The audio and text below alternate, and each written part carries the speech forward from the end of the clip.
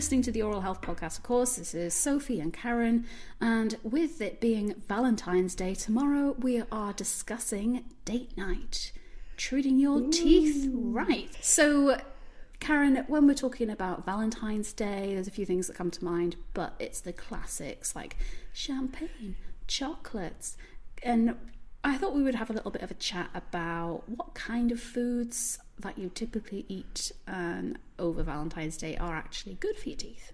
Certainly, traditional chocolates, champagne, that kind of thing is really not great for our teeth. Obviously, it's a one-off, but, anything with sugar in, such as your chocolates, anything with acid in, your champagne, is, damaging to your teeth. So you really want to do it as little as possible.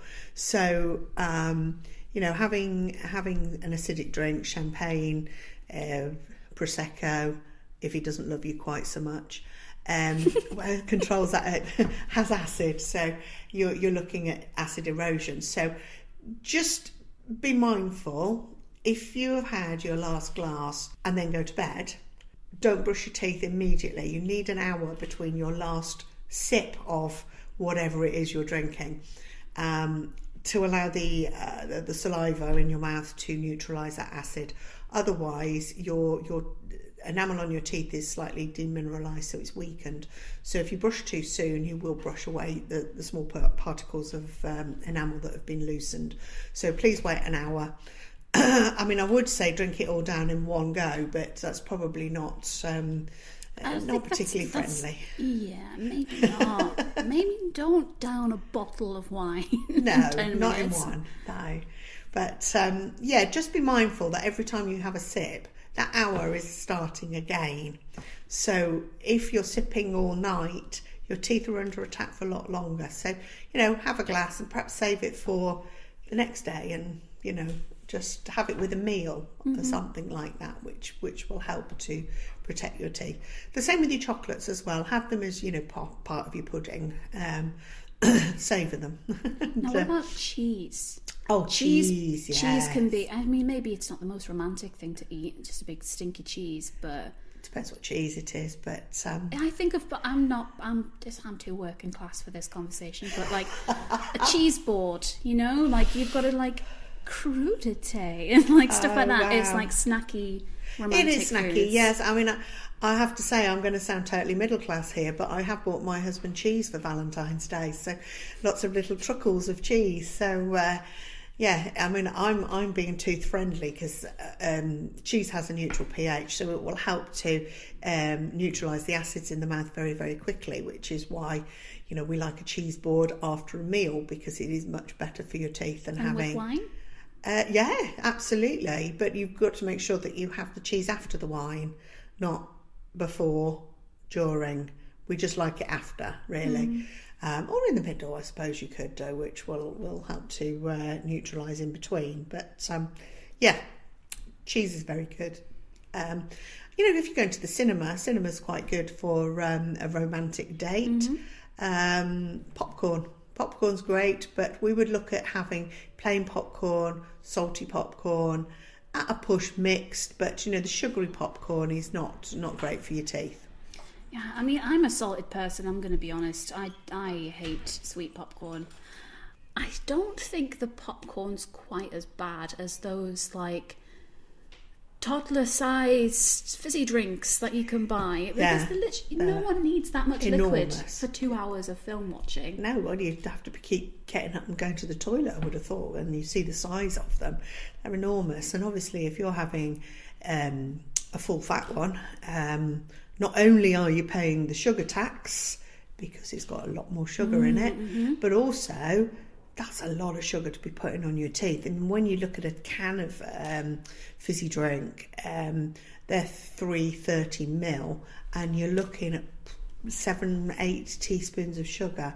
So you can imagine, I don't know how many cans one of those big ones would be, but it's certainly more than 10, maybe. The huge ones, they are massive, aren't they? They're supposed to be for sharing, but I assume. Well, but I think it's COVID still a lot. Yeah. Well, you'd have a separate straw, wouldn't you? Yes. Nobody's that much in love that they'd share a straw, surely. Sharing a toothbrush, you wouldn't do that either, would you? That's a good point. Well, yeah, I don't know. I mean, all the spit's going in the drink anyway, isn't it? This probably this took a bit of a left turn. Yeah, it's gone to a darker level now. Anyway. But no, I want to talk a little bit, because it's Valentine's Day, about bad breath, because that's probably the only thing you really care about oral health wise when you're out on a date, is if your breath stinks. Well, yes, I think that, and that is one of the things. Bad breath can be caused by a number of things. Generally, it's a cosmetic issue. It's the fact that you've had something like garlic or onions or coffee, or something very strong smelling will remain on your breath. So that's pretty easy to counteract. So you could use a mint chewing gum for 20 minutes after you've eaten, or you could rinse your mouth before you go out.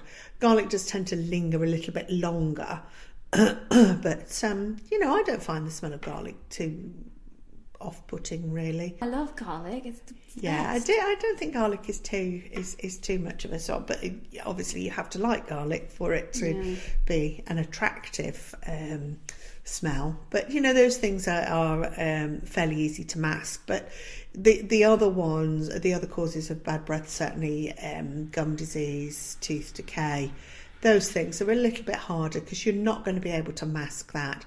So your regular visits to your dentist or your hygienist will help to alleviate that, because they'll be able to clean your teeth and make sure you don't have any teeth that need treating, and your breath will be much fresher when your oral health is up to scratch. So that is important.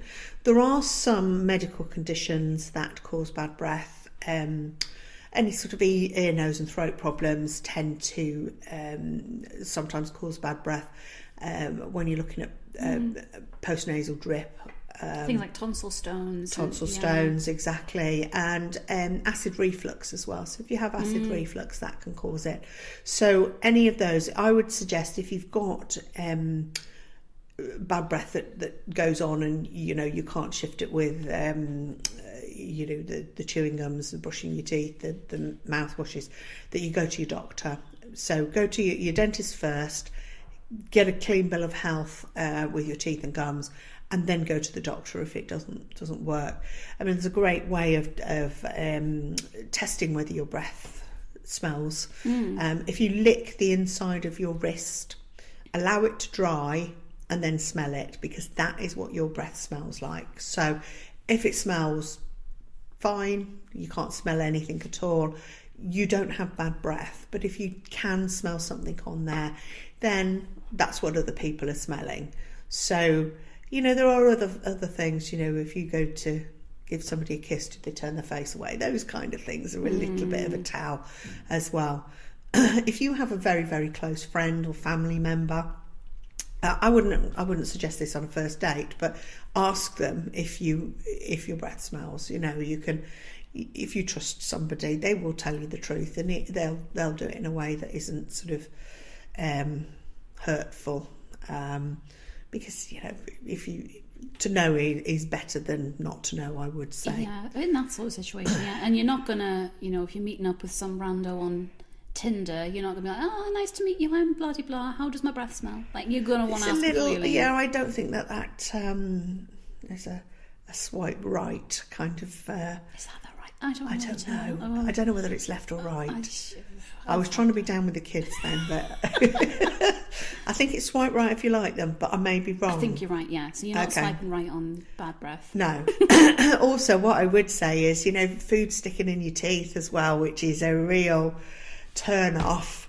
Spinach, anything sort of, leafy green that sticks in between your teeth is quite a turn off, and then you can't stop looking at it.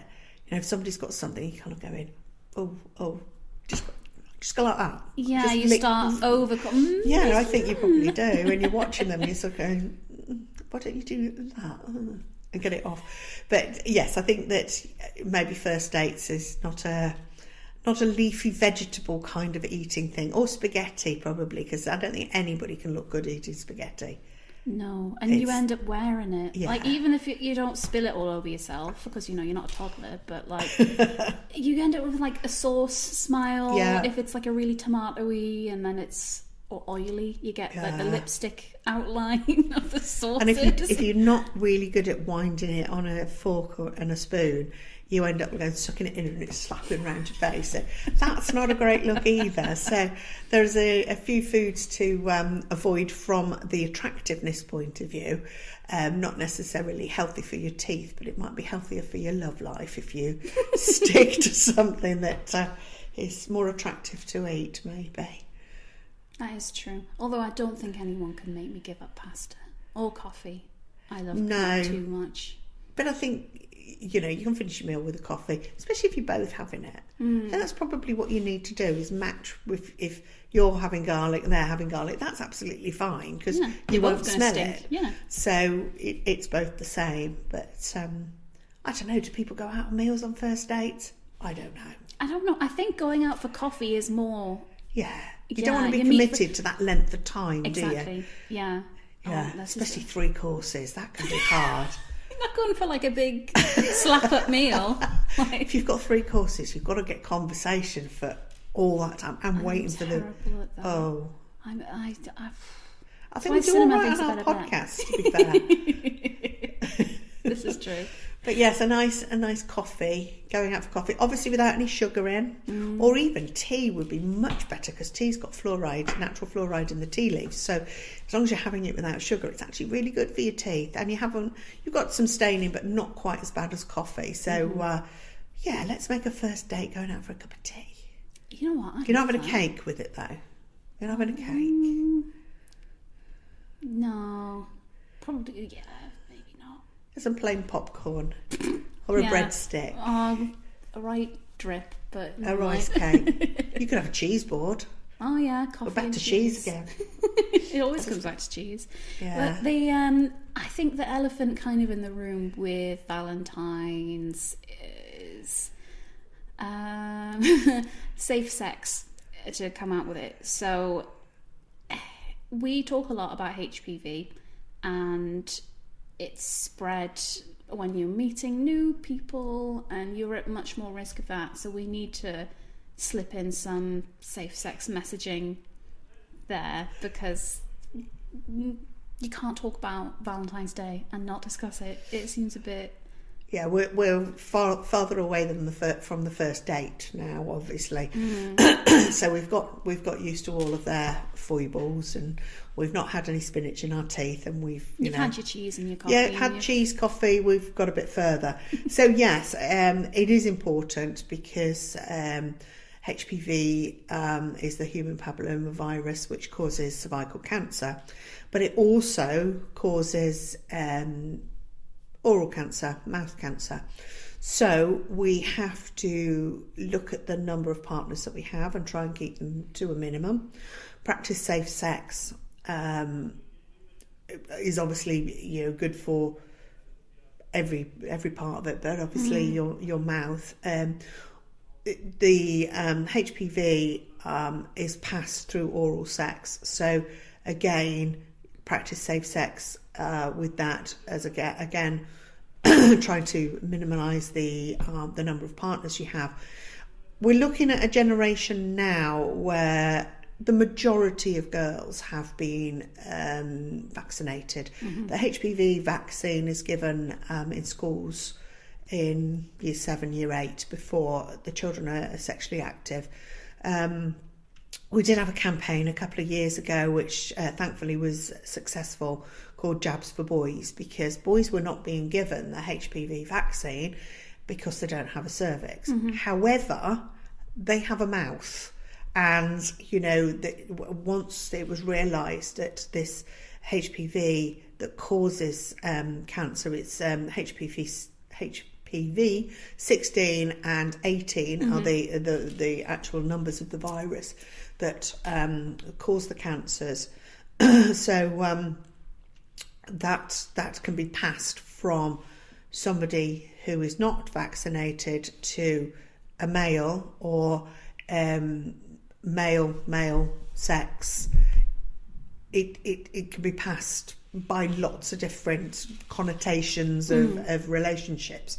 So we do just have to be aware. And as I say, boys are being vaccinated now. So hopefully we will see in a few years' time, we will see the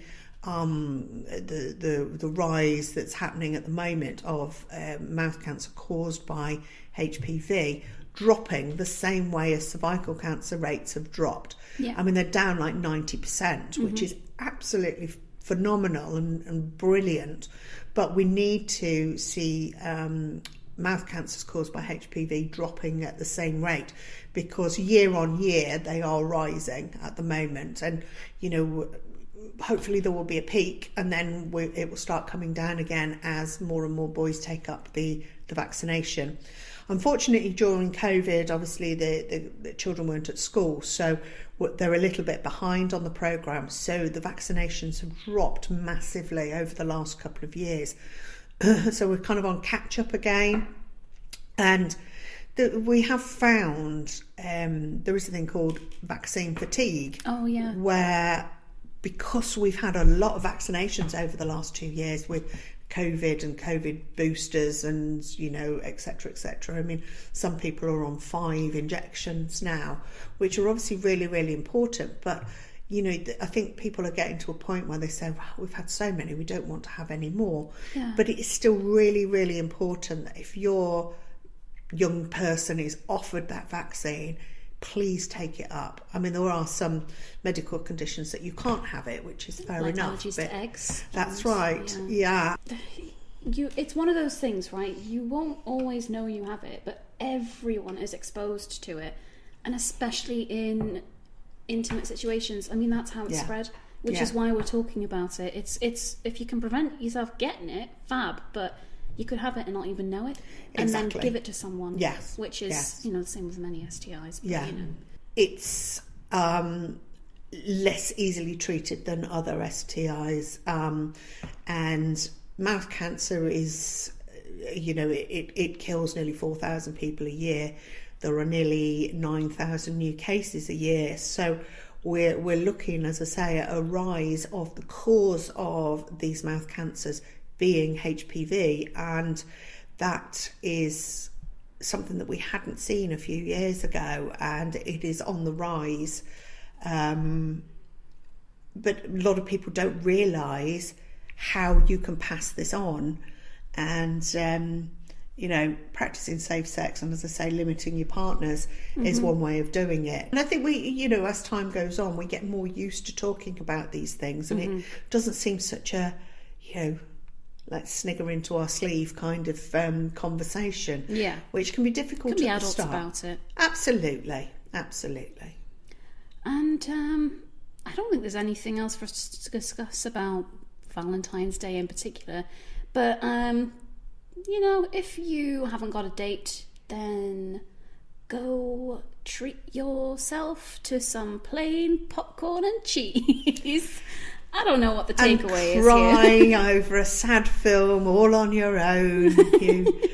Oh dear. And mind you, it's pretty much the same as being married for 20 years, you know. It's about as romantic as that, really. But hey, my husband's got cheese, so he'll be fine. I think I have got biscuits for Valentine's Day, so we could get. Do you know what? That sounds it's like a match made in heaven, isn't it? You bring the biscuits, he's got the cheese. Sounds like a date to me. All right, thanks for listening. Thank you.